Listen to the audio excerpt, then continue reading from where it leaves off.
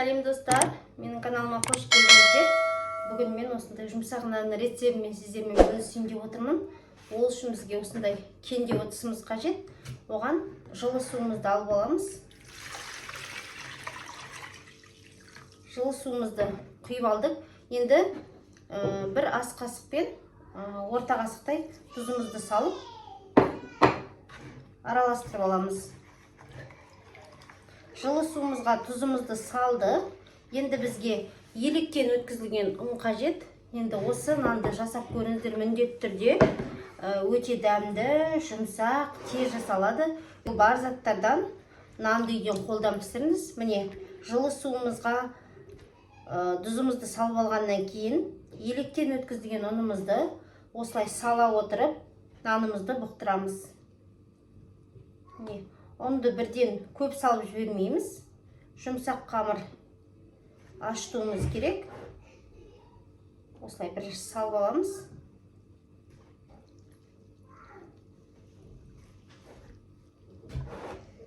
Тез әрі жылдам. Әлі бізде сұйық. Осылай сайық бізге. Енді барлығы електен өткізіліп дайын болып тұрғандықтан осылай салып жатырмын. Илеп жатпайын деп. Тұрсыздар, қамырымыз бізде осындай сұйық болып тұр. Енді осындай ашытқымызды саламыз, дрожжымызды салып араластырамыз.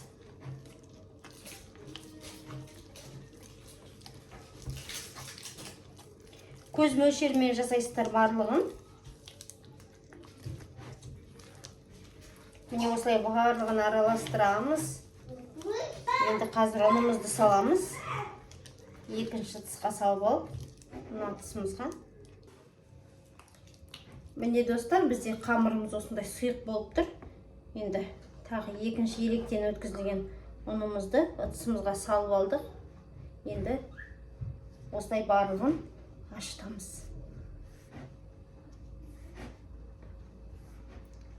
Жұмсақ болу керек, неғұрлым жұмсақ болса, соғұрлым нанымызда піскеннен кейін әдемі болып үлпілдеп шығады. Міне достар, мен нанымызды ашытып болдым. Міне осындай жұмсақ болып тұр. Енді мен сұйық майды құямын.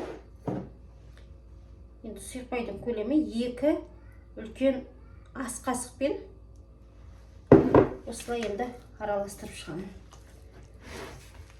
Мына сұйық майымыз бізді нанды жұмсартуға әдемі. Осылай дұрыстап тұрып араластырамыз.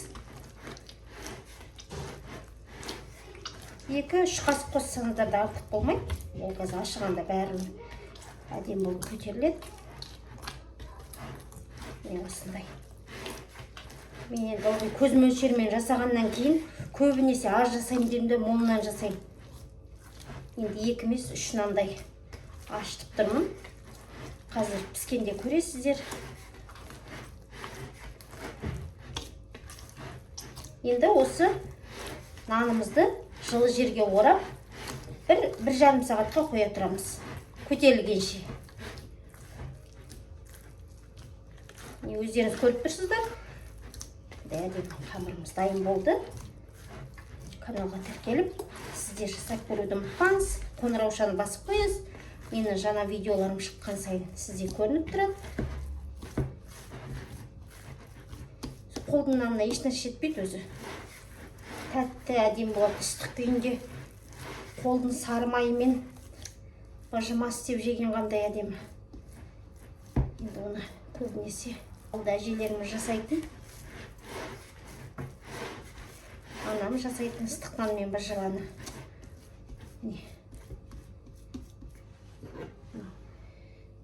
Байқаса осылай. Бетінен бастырып жіберейін.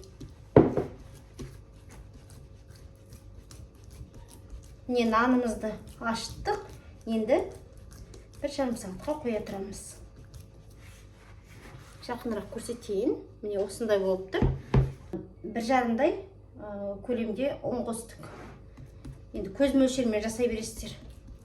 Достар, міне бір жарым сағаттың ішінде нанымыз осылай әдемі болып көтеріліп, әдемі болып ашып тұр. Енді осы нанымызды ақырын бір басамыз. Енді 3 нандай аштықпын.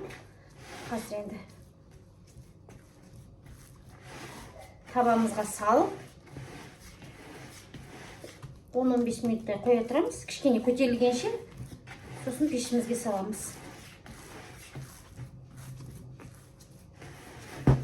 Нанымыз күшті көтеріліп тұр екен. Менде осындай бауырсақтан қалған майымыз бар. Тоңмай араластырылған. Соны табамызға жағамыз. Асты жабыспау үшін.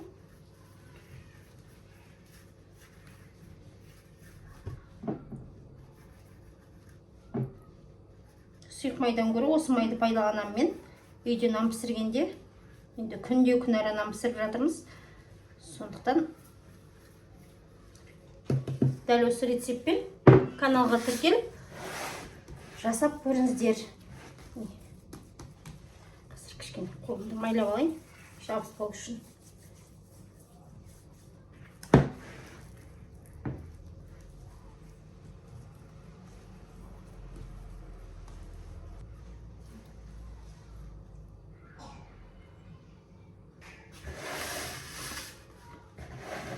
Міне бір нанымызды алып қалдық. Мына нанымызды енді қолымызды осылай майлап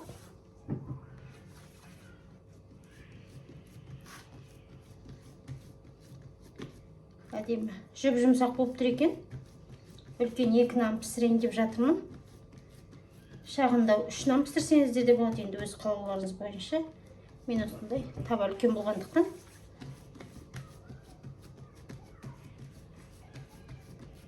Тез көтеріліп, әдемі жұмсақ болып тұр. Енді қазір қалай піскені көретін боласыздар. Міне енді қазір бір 10 минутқа қоя тұрайық. Нанымыз әдемі тағы бір көтерілсін осы табада тұрғанда. Достар, міне біздің нанымыз осылай табамызда көтеріліп тұр. Қолымызды майлап алып, осылай дөңгелетіп шығамыз. Шанышқымен де жасасаңыздар болады, сіздер енді өз қалауларыңыз бойынша жасай бересіздер.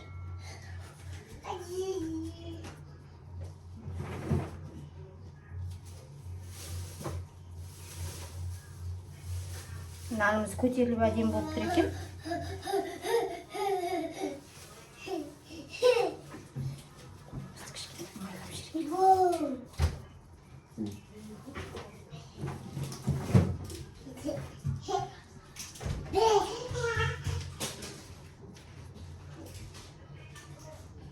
Міне осылай жасап шығасыздар. Міне жақынырақ бір көрсетіп жіберейін.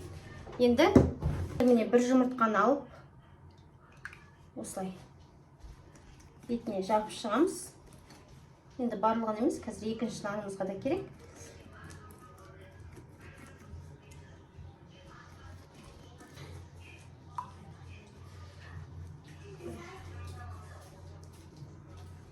Бізде нанымыз осылай жылтырап әп-әдемі болып тұр. Енді пешімізге саламыз. Достар, міне бүгінгі менің дайындаған осындай пеште піскен нанымыз дайын болды. Үйдегі бар заттардан жасалатын қол жетімді осындай керемет үлпілдек нанымыз дайын болды. Енді міне көрсетейін. Бетін қараңыздар. Осындай әдемі болып тұр. Ыстық енді. 5 минуттай ғана суыды.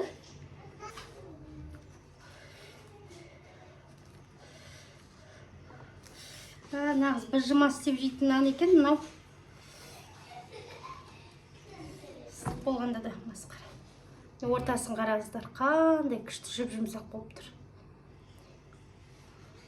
Барлығы піскен, осындай әдемі. Осындай кереметтей қолдың нанын сіздер жасап көріңіз.